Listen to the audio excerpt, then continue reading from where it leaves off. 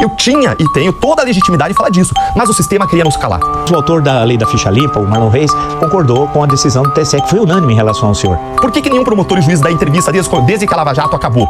Porque eles não têm coragem, se ele botar a cabeça pra fora d'água, vão cortar. O que causa estranheza, e eu entendo a sua indignação, evidente, mas que 7 ministros, 7 votaram de forma unânime. Hoje temos como convidado uma figura histórica do século XXI brasileiro. Deltan Dallagnol, todo mundo conhece. Ele passar aqui em Avenida Paulista, todo mundo sabe quem é. Os 3 senadores de São Paulo hoje, se passar na rua, ninguém sabe quem é. Então há uma diferença, uma figura muito conhecida. Eu agradeço muito ele ter aceito o nosso convite. Eu pergunto ao senhor, o senhor acaba sendo cassado, e, salvo engano, foi em maio de 2023. O senhor foi eleito em 2022, deputado federal pelo Paraná, o mais votado, vale destacar. E acaba sendo cassado de forma unânime pelo TSE. O que é que aconteceu? Olá, Marco Antônio Villa.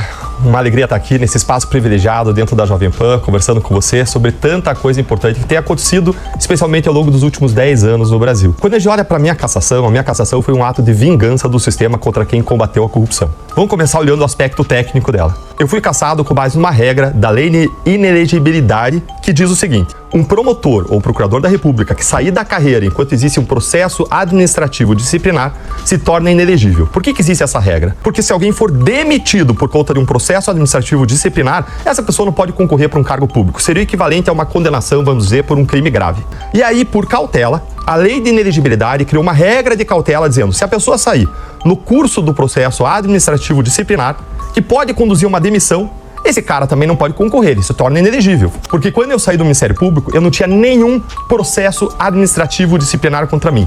Ponto. Eu tinha certidão. Isso é unânime, isso não é nem discutido nos autos. Mas, o que eles fizeram? Eles fizeram uma interpretação, vamos dizer assim, criativa da Constituição e das leis, que é vedada. Por que é vedada? Porque existe um princípio de interpretação que diz o seguinte: você não pode interpretar uma regra que restringe direitos fundamentais de forma expansiva. Você não pode expandir uma regra que restringe direito fundamental para restringir onde a lei não restringe. Eu tenho um direito fundamental a votar e a ser votado. E esse direito ele não pode ser restringido onde a lei não o restringe. E a lei não o restringia.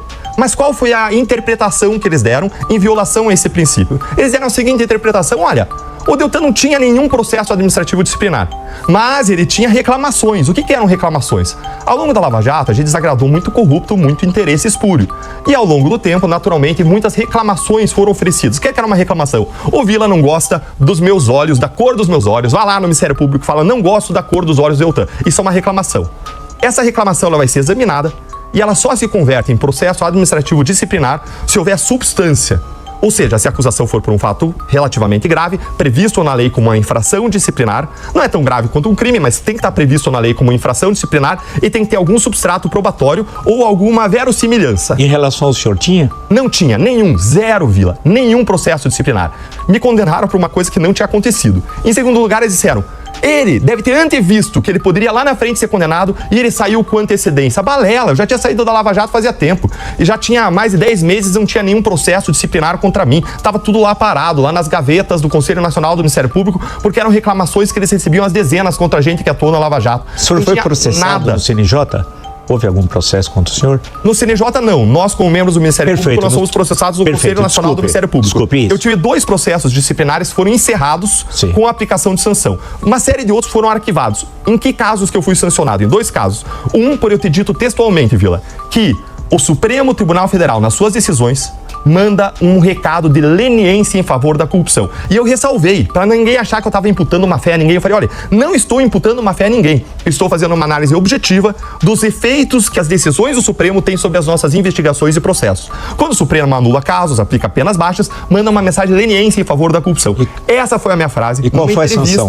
E a sanção foi uma censura. A segunda foi num caso em que eu disse, textualmente de novo, que Renan Calheiros, se fosse eleito presidente do Senado Federal, dificilmente a pauta anticorrupção avançaria no Senado. Isso foi lá no começo de 2019, quando Renan Calheiros era candidato à presidência do Senado. E foi, mais uma vez, uma análise contextual sobre a pauta em que eu trabalhava, combate à corrupção, e como que isso afetaria nosso trabalho, investigações, processo, é uma matéria de interesse público. Eu tinha e tenho toda a legitimidade de falar disso, mas o sistema queria nos calar. Por que nenhum promotor e juiz dá entrevista desde que a Lava Jato acabou? Porque eles não têm coragem. Se ele botar a cabeça para fora d'água, vão cortar. E aí, voltando pro meu caso, o que eles fizeram? Eles fizeram um exercício de futurologia combinado com o exercício de leitura de mente para me caçar numa decisão criticada por todos os jornais grandes brasileiros à unanimidade, que foi criticada por juristas que não gostam da Lava Jato, como Miguel Reale Júnior disse, olha, não gosto do Deltan, não gosto da Lava Jato, mas não tá errada essa decisão. Mas o autor mais um ponto. Mas o autor da lei da ficha limpa, o Marlon Reis, concordou com a decisão do TSE, que foi unânime em relação ao senhor. Eu imagino que ele está dentro da polarização do embate ideológico. Eu não vejo outra explicação para isso. Porque, mais uma vez, o Tribunal Regional Eleitoral, ele por unanimidade disse que eu estava elegível. O promotor regional eleitoral disse que eu estava elegível. O Procurador-Geral da República, Procurador-Geral Eleitoral, disse que eu estava elegível. Todo mundo que se manifestou, juristas sérios, falaram que está elegível. Os jornais de grande circulação todos falaram que estava elegível.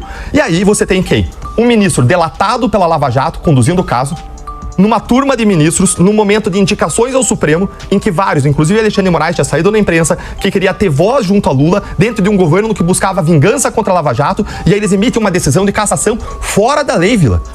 Como é possível, eu questionando que o senhor está apresentando os 7, já que a decisão foi unânime, considerar o oposto do que o senhor está dizendo? O senhor acha que nesse sentido é uma decisão política e não jurídica?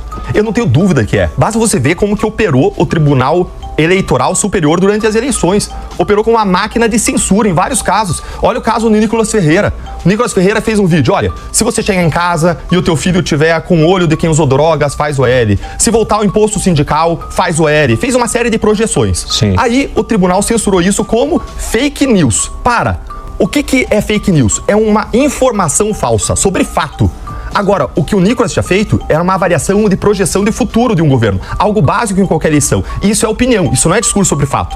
Se eu digo assim, lá fora tá chovendo ou tá sol, é uma narrativa sobre fato. Pode ser falsa ou verdadeira. Agora, se eu digo o dia está bonito, isso é uma opinião, isso não é fake. Mas... O Estado não pode controlar isso, só pra concluir. Perfeito. Aí o TSE não só cortou o discurso do Nicolas, Sim. cortou aquele vídeo verídico sobre casos de corrupção do governo Lula, dizendo que gerava desordem informacional, cortou o vídeo da Brasil Paralelo, um tribunal aparelhado por um governo que queria vingança contra a Lava Jato, ministros escolhidos a dedo, o próprio Benedito, amigo do Lula, quem conduziu o voto da minha cassação, Sim. o presidente Alexandre de Moraes, com uma forte autoridade moral, ele indicou os advogados que estavam lá, eram colegas dele da USP, ou seja, não é difícil para um brasileiro que entende como funciona a política em Brasília, Sim. que entende realmente como funcionam os tribunais e que acompanha a história recente do Brasil, entender o que aconteceu no meu caso. O que causa estranheza, e eu entendo a sua indignação, evidente, mas que 7 ministros, 7 votaram de forma unânime. E há uma outra coisa, o exemplo que o senhor dá do Nicolas, ele estava falando uma falsidade. Ele estava dizendo que quem votasse no PT era drogado. Assim como E assim como no caso do PIX. Quem era contra o PIX? É o crime organizado, o governo americano e o Nicolas.